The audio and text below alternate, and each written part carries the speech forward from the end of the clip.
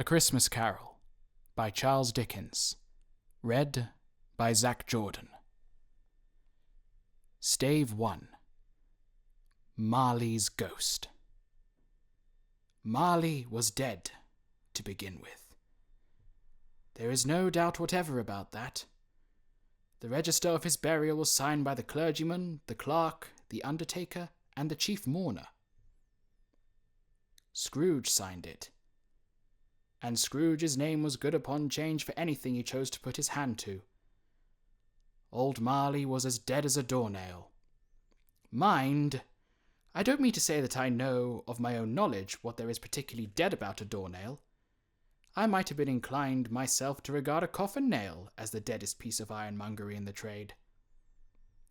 But the wisdom of our ancestors is in the simile, and my unhallowed hands shall not disturb it, or the country's done for.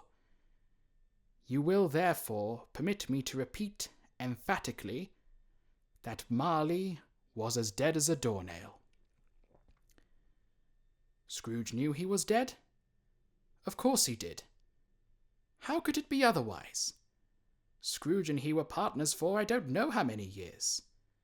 Scrooge was his sole executor, his sole administrator, his sole assign, his sole residually legatee, his sole friend, and sole mourner. And even Scrooge was not so dreadfully cut up by the sad event, but that he was an excellent man of business on the very day of the funeral, and solemnized it with an undoubted bargain. The mention of Marley's funeral brings me back to the point I started from. There is no doubt that Marley was dead. This must be distinctly understood, or nothing wonderful can come of the story I am about to relate. If we were not so perfectly convinced that Hamlet's father died before the play began, there would be nothing more remarkable in his taking a stroll at night in an easterly wind upon his own ramparts than there would be in any other middle-aged gentleman rashly turning out after dark in a breezy spot. Say, St. Paul's churchyard, for instance, literally to astonish his son's weak mind. Scrooge never painted out old Marley's name.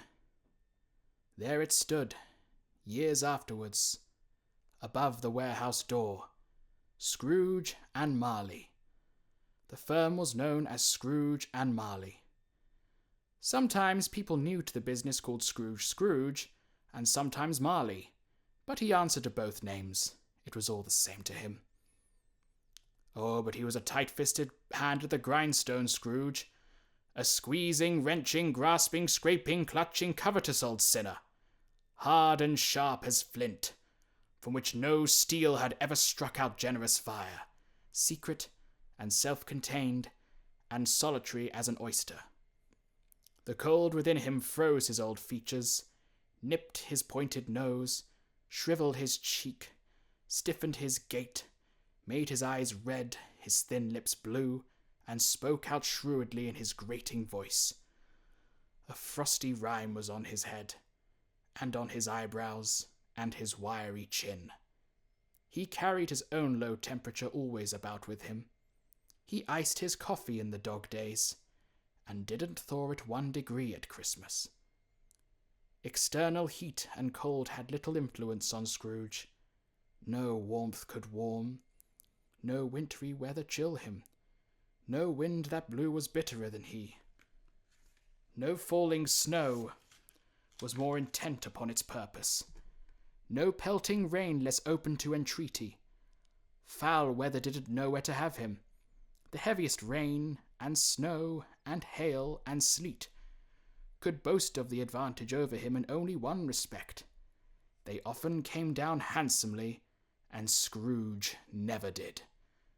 Nobody ever stopped him in the street to say with gladsome looks, "My dear Scrooge, how are you? When will you come to see me?" No beggars implored him to bestow a trifle. No children asked him what it was o'clock. No man or woman ever once in all his life inquired the way to such and such a place of Scrooge.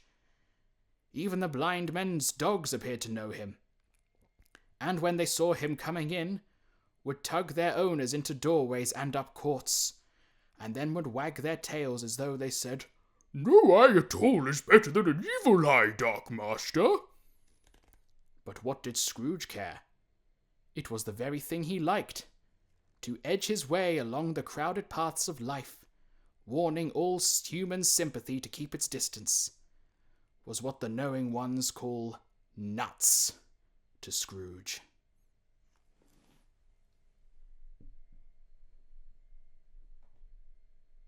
Once upon a time, of all the good days in the year, on Christmas Eve, old Scrooge sat busy in his counting house. It was cold, bleak, biting weather, foggy withal, and he could hear the people in the court outside go wheezing up and down, beating their hands upon their breasts and stamping their feet upon the pavement stones to warm them. The city clocks had only just gone 3, but it was quite dark already. It had not been light all day, and candles were flaring in the windows of the neighbouring offices, like ruddy smears upon the palpable brown hair. The fog came pouring in at every chink and keyhole, and was so dense without that, although the court was of the narrowest, the houses opposite were mere phantoms.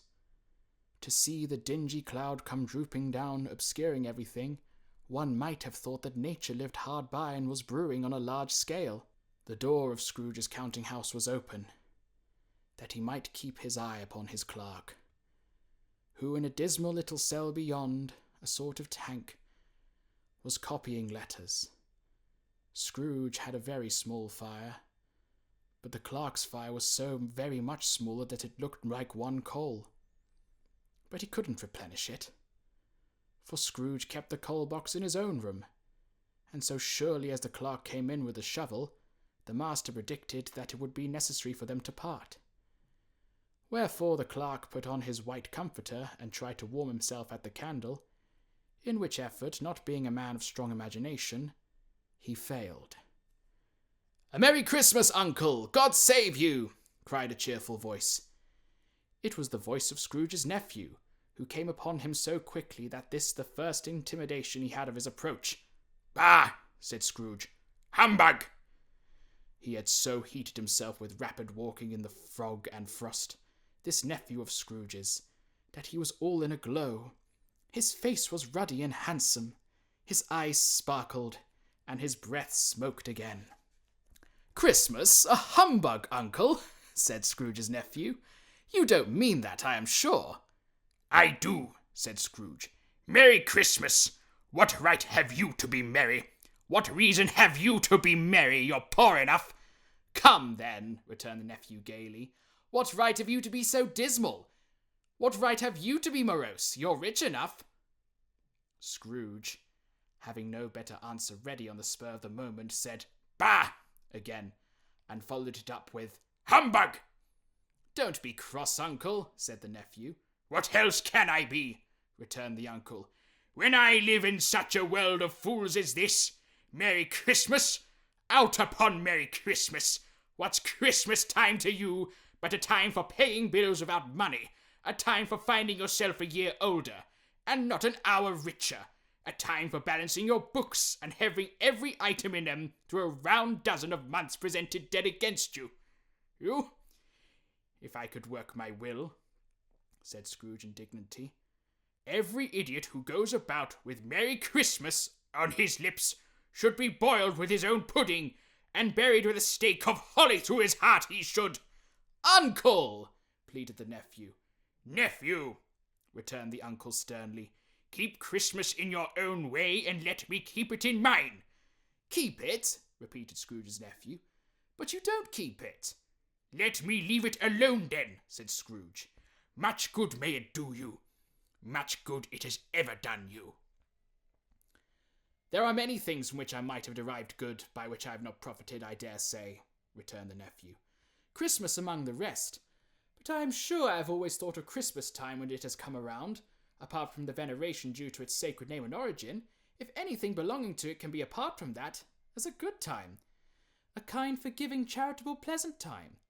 The only time I know of in the long calendar of the year, when men and women seem by one consent to open their shut-up hearts freely, and to think of people below them as if they were really fellow passengers to the grave, and not another race of creatures bound on other journeys.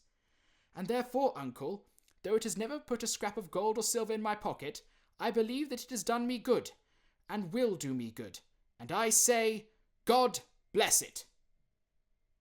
The clerk in the tank involuntarily applauded. Becoming immediately sensible of the impropriety, he poked the fire and extinguished the last frail spark forever.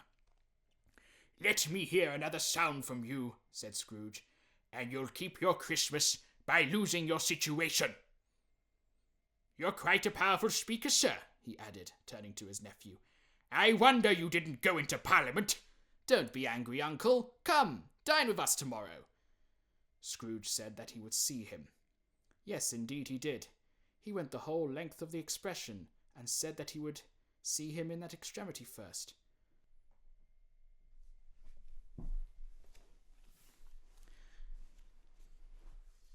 "But why?" cried Scrooge's nephew. "Why?" "Why did you get married?" said Scrooge. "Because I fell in love." "Because you fell in love?" growled Scrooge, as if there were the only thing in the world more ridiculous than a Merry Christmas. "Good afternoon." "Nay, uncle, but you never came to see me before that happened. Why give it a reason for not coming now?" "Good afternoon," said Scrooge. "I want nothing from you. I ask nothing of you. Why cannot we be friends?" "Good afternoon," said Scrooge. "I am sorry, with all my heart, to find you so resolute. We have never had any quarrel to which I have been a party. But I have made the trial in homage to Christmas, and I'll keep my Christmas humour to the last. So, a Merry Christmas, uncle." "Good afternoon," said Scrooge. "And a Happy New Year." "Good afternoon," said Scrooge. His nephew left the room without an angry word, notwithstanding. He stopped at the outer door to bestow the greetings of the season on the clerk, who, cold as he was warmer than Scrooge, for he returned them cordially. "Here's another fellow," muttered Scrooge, who overheard him. "My clerk, with 15 shillings a week, and a wife and family, talking about a Merry Christmas. I'll retire to Bedlam." This lunatic, in letting Scrooge's nephew out, had let 2 other people in. They were portly gentlemen, pleasant to behold, and now stood with their hats off in Scrooge's office. They had books and papers in their hands, and bowed to him. "Scrooge and Marley's, I believe," said one of the gentlemen, referring to his list. "Have I the pleasure of addressing Mr. Scrooge or Mr. Marley?" "Mr. Marley has been dead these 7 years," Scrooge replied. "He died 7 years ago, this very night."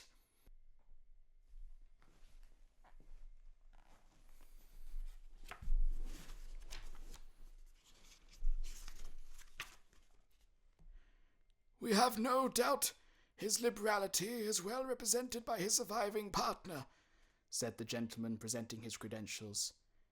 It certainly was, for they had been 2 kindred spirits. At the ominous word liberality, Scrooge frowned, and shook his head, and handed the credentials back. "At this festive season of the year, Mr. Scrooge," said the gentleman, taking up a pen, "it is more than usually desirable that we should make some slight provision for the poor and destitute, who suffer greatly at the present time. Many thousands are in want of common necessaries. Hundreds of thousands are in want of common comforts, sir." "Are there no prisons?" asked Scrooge.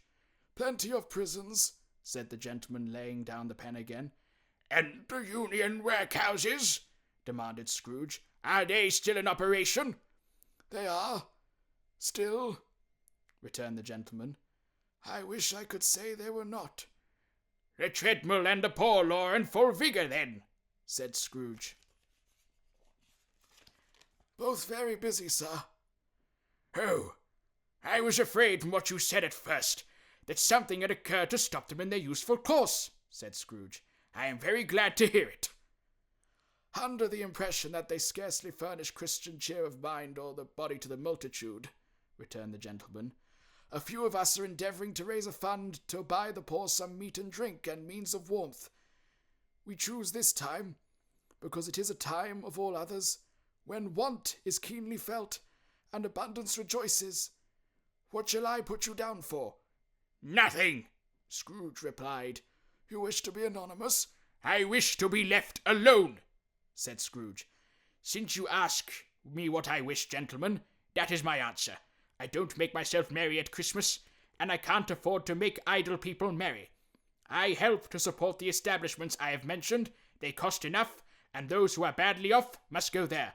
"Many can't go there, and many would rather die." "If they would rather die," said Scrooge, "they had better do it, and decrease the surplus population. Besides, excuse me, I don't know that." "But you might know it," observed the gentleman. "It's not my business," Scrooge returned. "It's enough for a man to understand his own business, and not to interfere with other people's. Mine occupies me constantly. Good afternoon, gentlemen." Seeing clearly that it would be useless to pursue the point, the gentleman withdrew. Scrooge resumed his labours with an improved opinion of himself, and in a more facetious temper than was usual with him. Meanwhile the fog and darkness thickened so that people ran about with flaring links, proffering their services to go before horses and carriages, and conduct them on their way. The ancient tower of a church, whose gruff old bell was always peeping slyly down at Scrooge out of a Gothic window in the wall, became invisible, and struck the hours and quarters in the clouds with tremulous vibrations afterwards, as if its teeth were chattering in its frozen head up there.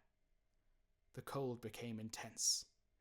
In the main street, at the corner of the court, some labourers were repairing the gas pipes, and had lighted a great fire in a brazier, round which a party of ragged men and boys were gathered, warming their hands and winking their eyes before the blaze in rapture. The water plug being left in solitude, its overflowing suddenly congealed and turned to misanthropic ice. The brightness of the shops, where holly sprigs and berries crackled in the lamp heat of the windows, made pale faces ruddy as they passed. Poulterers' and grocers' big trades became a splendid joke, a glorious pageant, with which it was next to impossible to believe that such dull principles as bargain and sale had anything to do. The Lord Mayor, in the stronghold of the mighty mansion house, gave orders to his 50 cooks and butlers to keep Christmas as a Lord Mayor's household should, and even the little tailor, whom he had fined 5 shillings on the previous Monday for being drunk and bloodthirsty in the streets, stirred up tomorrow's pudding in his garret, while his lean wife and the baby sailed out to buy the beef. Foggier yet, and colder, piercing, searching, biting cold. If the good Sir Dunstan had but nipped the evil spirit's nose with a touch of weather as that, instead of using his familiar weapons, then indeed he would have roared to lusty purpose. The owner of one scant young nose, gnawed and mumbled by the hungry cold as bones are gnawed by dogs, stooped down at Scrooge's keyhole to regale him with a Christmas carol. But at the first sound of "God bless you, merry gentlemen, may nothing you dismay," Scrooge seized the ruler with such energy of action that the singer fled in terror, leaving the keyhole to the fog and even more congenial frost. At length, the hour of shutting up the counting-house arrived.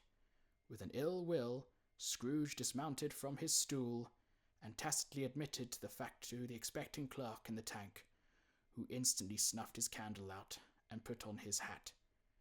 "You'll want all day tomorrow, I suppose," said Scrooge. "If quite convenient, sir." "It's not convenient," said Scrooge, "and it's not fair. If I was to stop 1/2 a crown for it, you'd think yourself ill-used, I'll be bound." The clerk smiled faintly. "And yet," said Scrooge, "you don't think me ill-used when I pay a day's wages for no work." The clerk observed that it was only once a year. "A poor excuse for picking a man's pocket every 25th of December," said Scrooge, buttoning his greatcoat to the chin. "But I suppose you must have the whole day. Be here all the earlier next morning." The clerk promised that he would. and Scrooge walked out with a growl. The office was closed in a twinkling, and the clerk, with the long ends of his white comforter dangling below his waist, for he boasted no great coat, went down a slide on Cornhill at the end of a lane of boys 20 times in honour of it being Christmas Eve, and then ran home to Camden Town as hard as he could pelt to play a blind man's bluff. Scrooge took his melancholy dinner in his usual melancholy tavern, and having read all the newspapers and beguiled the rest of the evening with his banker's book, went home to bed.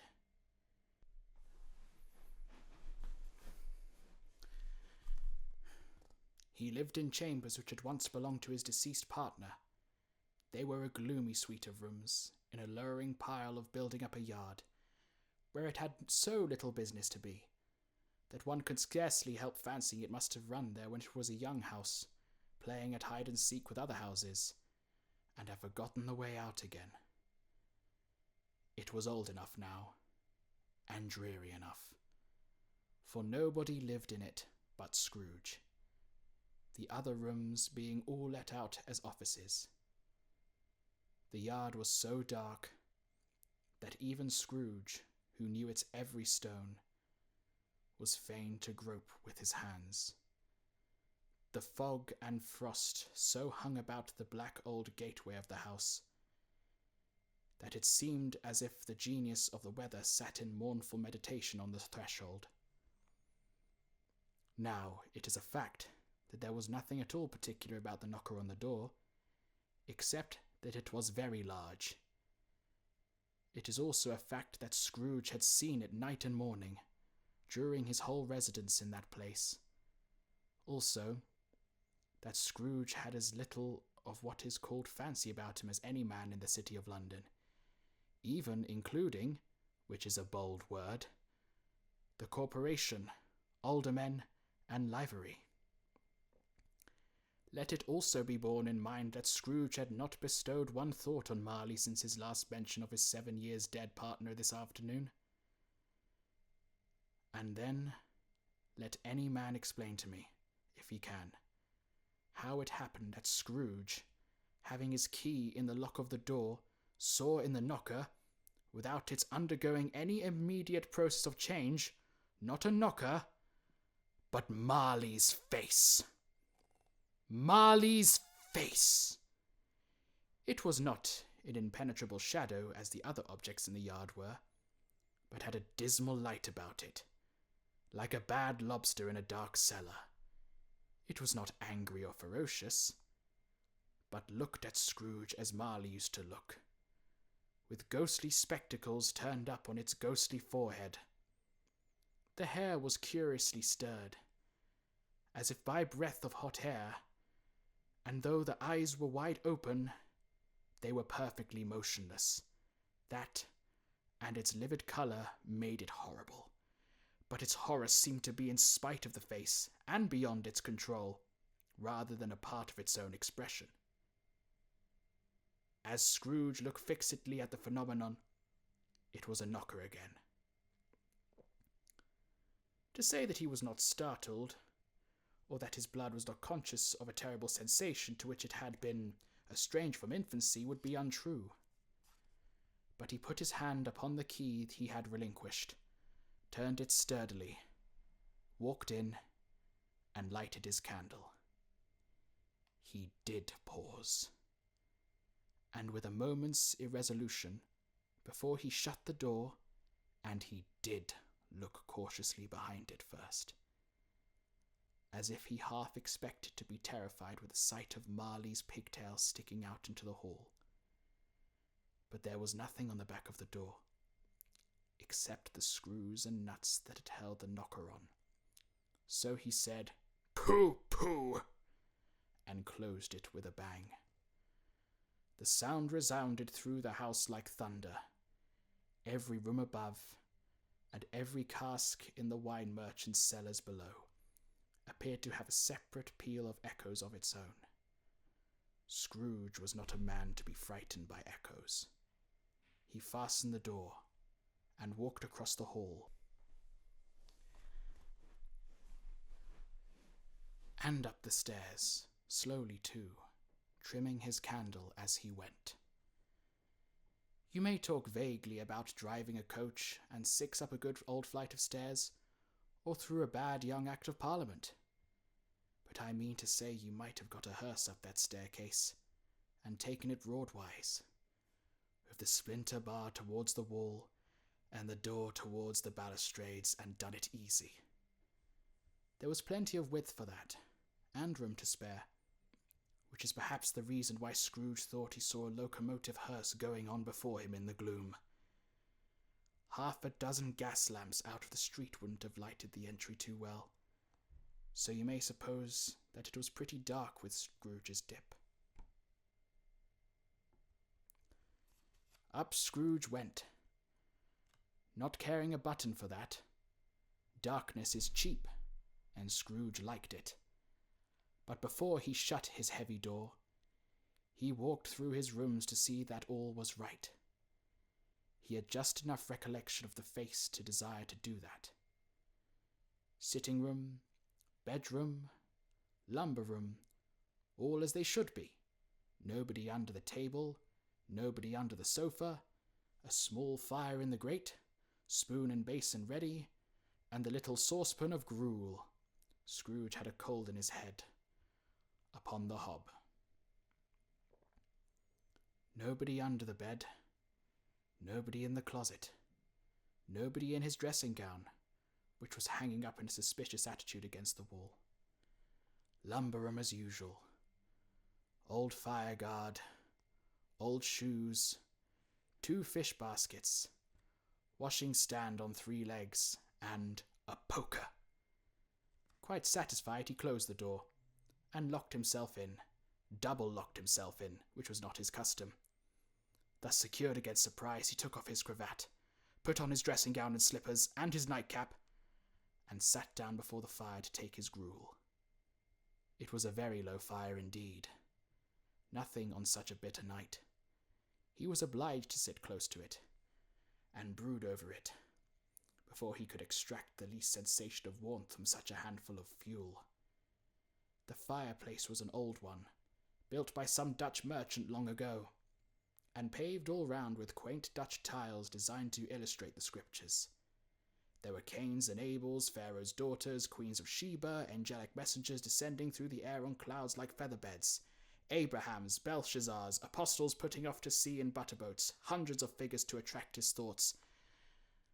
And yet, that face of Marley, 7 years dead, came like the ancient prophet's rod, and swallowed up the whole. If each smooth tile had been a blank at first, with power to shape some picture on its surface from the disjointed fragments of his thoughts, there would have been a copy of old Marley's head on every one. "Humbug!" said Scrooge, and walked across the room. After several turns he sat down again. As he threw his head back in the chair, his glance happened to rest upon a bell, a disused bell that hung in the room, and communicated for some purpose now forgotten, with a chamber in the highest story of the building. It was with great astonishment, and with a strange inexplicable dread, that as he looked, he saw this bell begin to swing. It swung so softly on the outset that it scarcely made a sound, but soon it rang out loudly, and so did every bell in the house. This might have lasted a minute, or half a minute, but it seemed an hour. The bells ceased, as they had begun together. They were succeeded by a clanking noise, deep down below, as if some person were dragging a heavy chain over the casks in the wine merchant's cellar.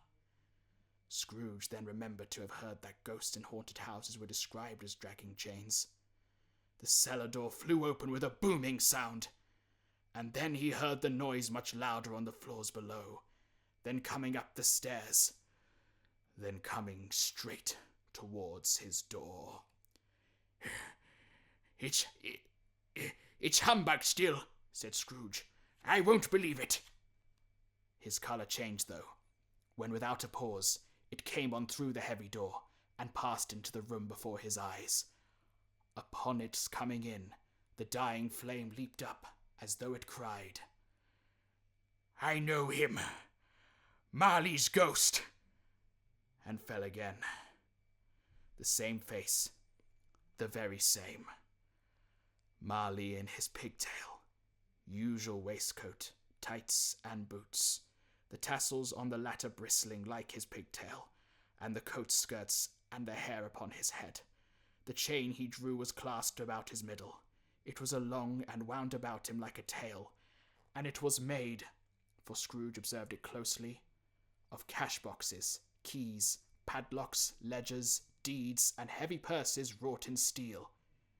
His body was transparent, so that Scrooge, observing him, and looking through his waistcoat, could see the 2 buttons on his coat behind. Scrooge had often heard it that Marley had no bowels, but he had never believed it until now. No, nor did he believe it even now, though he looked the phantom through and through, and saw it standing before him, though he felt the chilling influence of the death-cold eyes, and marked the very texture of the folded kerchief bound about its head and chin, which wrapper he had not observed before. He was still incredulous, and fought against his senses. How, said Scrooge, caustic and cold as ever. What do you want with me? Much. Marley's voice. No doubt about it. Who are you? Ask me who I was. Who were you then? Said Scrooge, raising his voice. You're particular, for a shade. He was going to say, to a shade, but substituted this as more appropriate.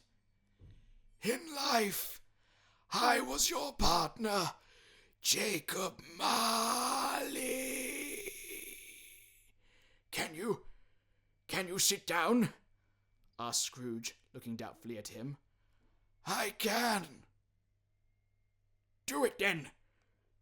Scrooge asked the question because he didn't know whether a ghost so transparent might find himself in a condition to take a chair, and felt that in the event of it being impossible, it might involve the necessity of an embarrassing explanation. But the ghost sat down on the opposite side of the fireplace, as if he were quite used to it. You don't believe in me, observed the ghost. I don't, said Scrooge. What evidence would you have of my reality beyond that of your own senses? I don't know, said Scrooge. Why do you doubt your senses? Because, said Scrooge, a little thing affects them. A slight disorder of the stomach makes them cheats. You might be a bit of undigested bit of beef, a blot of mustard, a crumb of cheese, a fragment of an underdone potato. Potato! There's more of gravy than of grave about you, whatever you are.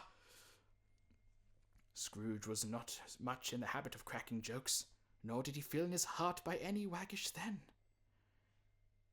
The truth is that he tried to be smart, as a means of distracting his own attention and keeping down his terror. For the spectre's voice disturbed the very marrow in his bones. To sit, staring at those fixed glazed eyes in silence, for a moment would play. Scrooge felt the very juice with him. There was something very awful, too, in the spectre's being provided with an infernal atmosphere of his own. Scrooge could not feel it himself, but this was clearly the case. For though the ghost sat perfectly motionless, its hair and skirts and tassels were still agitated as by the hot vapour from an oven. You see this toothpick? Said Scrooge, returning quickly to the charge, for the reason just assigned, and wishing, though it were only for a second, to divert the vision's stony gaze from himself. I do, replied the ghost. You are not looking at it, said Scrooge. But I see it, said the ghost, notwithstanding. Well, returned Scrooge, I have but to swallow this, and be for the rest of my days persecuted by a legion of goblins, all of my own creation. Humbug, I tell you, humbug! At this the spirit raised a frightful cry, and shook its chain with such a dismal and appalling noise that Scrooge held on tight to his chair to save himself from falling in a swoon. But how much greater was his horror when the phantom, taking off the bandage round his head, as if it were too warm to wear indoors, its lower jaw dropped down upon its breast. Scrooge fell upon his knees and clasped his hands before his face. "Mercy," he said, "dreadful apparition, why do you trouble me?" "Man of the worldly mind," replied the ghost, "do you believe in me or not?" "I do," said Scrooge. "I must. But why do spirits walk the earth? And why do they come to me?" "It is required of every man," the ghost returned, "that the spirit within him should walk abroad among his fellow men, and travel far and wide, and if that spirit goes not forth in life, it is condemned to do so after death. It is doomed to wander through the world, oh, woe is me, and witness what it cannot share, but might have shared on earth and turned to happiness." Again the spectre raised a cry, and shook its chain and wrung its shadowy hands. "You are fettered," said Scrooge, trembling. "Tell me why." "I wear the chain I forged in life," replied the ghost. "I made it link by link and yard by yard. I girded it on of my own free will, and of my own free will I wore it. Is its pattern strange to you?" Scrooge trembled more and more. "Or would you know," pursued the ghost, "the weight and length of the strong collar you bear yourself? It was full as heavy as long as this 7 Christmas Eves ago. You have labored on it since. It is a ponderous chain." Scrooge glanced about him on the floor, in the expectation of finding himself surrounded by some 50 or 60 fathoms of iron cable, but he could see nothing. "Jacob," he said imploringly. "Old Jacob Marley, tell me more. Speak comfort to me, Jacob." "I have none to give," the ghost replied. "It comes from other regions, Ebenezer Scrooge, and is conveyed by other ministers to other kinds of men. Nor can I tell you what I would. A very little more is all permitted to me. I cannot rest. I cannot stay. I cannot linger anywhere. My spirit never walked beyond our counting house, mark me. In life, my spirit never roved beyond the narrow limits of our money-changing hole, and weary's journeys lie before me." It was a habit with Scrooge, whenever he became thoughtful, to put his hands in his breeches pockets, pondering on what the ghost had said. He did so now, but without lifting up his eyes or getting off his knees. "You must have been very slow about it, Jacob," Scrooge observed in a business-like manner, though with humility and deference. "Slow?" the ghost repeated. 7 years dead," mused Scrooge. "And travelling all this time?" "The whole time," said the ghost. "No rest, no peace, incessant torture of remorse." "You travel fast?" said Scrooge. "On the wings of the wind," replied the ghost. "You might have gotten over a great quantity of ground in 7 years," said Scrooge. The ghost, on hearing this, set up another cry, and clanked its chain so hideously in the dead silence of the night that the ward would have been justified in inciting it for a nuisance. "Oh, captive bound and double-ironed," cried the phantom, "not to know that ages of incessant labor by immortal creatures for this earth must pass into eternity before the good of which is susceptible is all developed. Not to know that any Christian spirit working kindly in its little sphere, whatever it may be, will find its mortal life too short for its vast means of usefulness. Not to know that no space of regret can make amends for one life's opportunities misused. Yet such was I. Oh, such was I!" "But you were always a good man of business, Jacob," faltered Scrooge, who now began to apply this to himself. "Business!" cried the ghost, wringing his hands again. "Mankind was my business. The common welfare was my business. Charity, mercy, forbearance, and benevolence were all my business. The dealings of my trade were but a drop of water in the comprehensive ocean of my business. It held up its chain at arm's length, as if that were the cause of all its unavailing grief, and flung it heavily upon the ground again. At this time of the rolling year, the spectre said, I suffer most. Why did I walk through crowds of fellow beings with my eyes turned down, and never raise there to that blessed star which led the wise men to a poor abode? Were there no poor homes to which its light would have conducted me? Scrooge was very much dismayed to hear the spectre going on at this rate, and began to quake exceedingly. Hear me! Cried the ghost. My time is nearly gone. I will, said Scrooge. But don't be hard upon me. Don't be flowery, Jacob. Pray, how is it that I appeared before you in a shape that you can see? I may not tell. I have sat invisible beside you many and many a day. It was not an agreeable idea, Scrooge shivered, and wiped the perspiration from his brow. That is no light part of my penance, pursued the ghost. I am here tonight to warn you that you have yet a chance and hope of escaping my fate, a chance and hope of my procuring Ebenezer. You are always a good friend to me, said Scrooge. Thank ye. You will be haunted, resumed the ghost, by 3 spirits. Scrooge's countenance fell almost as low as the ghost's had done. Is that the chance and hope you mentioned, Jacob? He demanded in a faltering voice. It is. I think I'd rather not, said Scrooge. Without their visits, said the ghost, you cannot hope to shun the path I tread. Expect the first tomorrow, when the bell tolls 1. Couldn't I take 'em all at once and have it over, Jacob? Hinted Scrooge. Expect the second on the next night at the same hour. The third upon the next night when the last stroke of 12 has ceased to vibrate. Look to me no more, and look to that for your own sake. You remember what has passed between us. Remember what has passed between us. When it had said these words, the spectre took its wrapper from the table and bound it round its head as before. Scrooge knew this by the smart sound its teeth made when the jaws were brought together by the bandage. He ventured to raise his eyes again, and found his supernatural visitor confronting him in an erect attitude, with its chain wound over and over about its arm.